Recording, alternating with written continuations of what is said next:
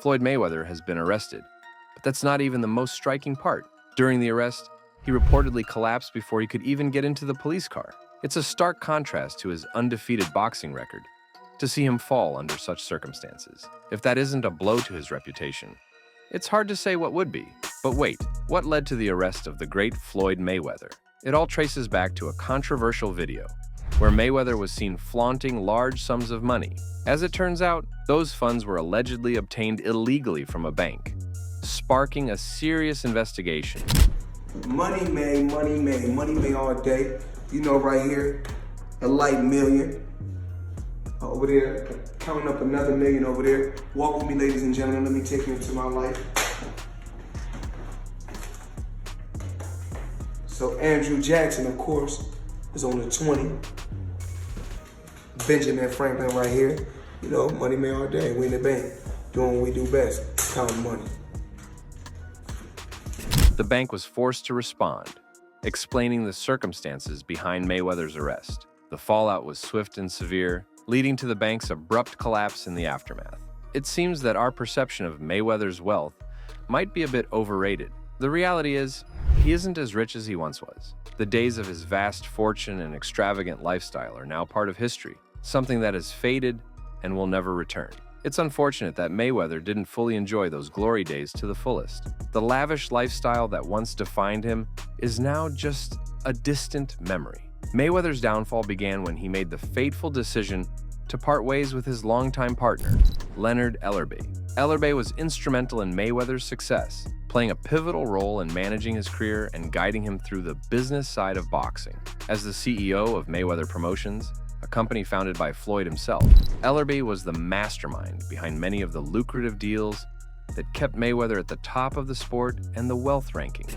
Ellerbe was allegedly fired due to Mayweather's suspicion that he had been secretly squandering the company's money. This speculation cast a dark shadow over their long-standing partnership, with Mayweather reportedly convinced that Ellerbe was mismanaging funds behind his back. The rumors and distrust eventually led to Ellerbe's abrupt dismissal, marking a turning point in Mayweather's career. Flustered by these accusations, Ellerbe denied the claims, insisting that the rumors were entirely false. He maintained that he had always acted in the best interests of Mayweather and the company, dismissing the allegations as baseless. Now, if Ellerbe's claims aren't true, then what is the real story? Who is telling the truth here? The media plays a crucial role in uncovering the facts, and just weeks after Ellerbe was fired, an article surfaced that flipped the narrative. According to this report, it was actually Mayweather who had been misusing the company's funds all along. The article suggested that Mayweather needed a scapegoat to divert attention from his own actions, and what better way to do that than by pinning the blame on his trusted partner? In reality, their relationship didn't seem to matter much to Mayweather when it came to protecting his own image. He proceeded to shift the blame for his actions onto Ellerbe, crafting a narrative that placed the responsibility squarely on his former partner's shoulders. To make his story more convincing, Mayweather staged a dramatic act by firing Ellerbe, a move designed to reinforce the illusion of his innocence. The media quickly picked up on this, reporting the incident in a way that suggested Mayweather was the one with a clear conscience. Of course, Ellerbe was furious. He knew in his heart that he would never betray Mayweather, especially after everything they had been through together. Their relationship had weathered many storms, and Ellerbe had always been by Mayweather's side, helping him navigate the complexities of the boxing world. The idea that he would suddenly turn against someone who had brought him so much success was not only absurd, but also deeply hurtful. Besides, Ellerbe had every reason to remain loyal. He was making a substantial amount of money with Mayweather. Why on earth would he jeopardize a partnership that was not only lucrative, but also built on years of trust and collaboration? To Ellerbe, the accusations were nothing short of a betrayal, and the thought of being painted as a villain by someone he had worked so closely with was almost unbearable. In response, Ellerbe simply stated that he had to accept the situation, noting that he wasn't the one making a fool of himself. In fact, Ellerbe believes that Mayweather has a long-standing habit of embarrassing himself. Recently, Mayweather faced John Gotti III in an exhibition match. Yes, you read that right. Just an exhibition.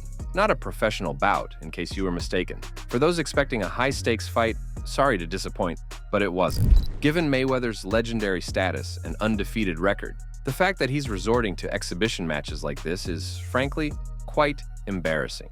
And it's not just the critics who find this humiliating. Oscar de la Hoya, another boxing legend, urged Mayweather to stop embarrassing yourself with these exhibitions just over a week after Mayweather's bout with John Gotti III. In a video posted to Instagram, De La Hoya criticized the bout as a bad show that left the crowd booing. He specifically referred to the referee change that took place after Mayweather expressed clear dissatisfaction with the original referee's handling of the match. Floyd Mayweather fought another exhibition against Gotti last Saturday. A real shit show that left the crowd booing in the arena at the end. But in the middle of the second round, Floyd literally had the referee swapped out. He didn't like that the referee told him to stop hitting behind the head. Floyd is used to having the refs do whatever he wants, and he wasn't getting his way this time. It was so embarrassing. Floyd, you're 50 years old. You're a legend in the sport. I've stood up for you in countless interviews, including Shannon Sharp's podcast last week. But you have to stop embarrassing yourself with these exhibitions. Since retiring, Mayweather has not fought professionally since his 2017 victory over UFC star Conor McGregor. At 47 years old, he has stayed active through lucrative exhibition matches, though these bouts often lack excitement and fail to impress fans. His initial matchup with Gotti was largely memorable for the post-fight brawl, overshadowing the action that occurred before it. That's it. He's gonna stop him. That's it.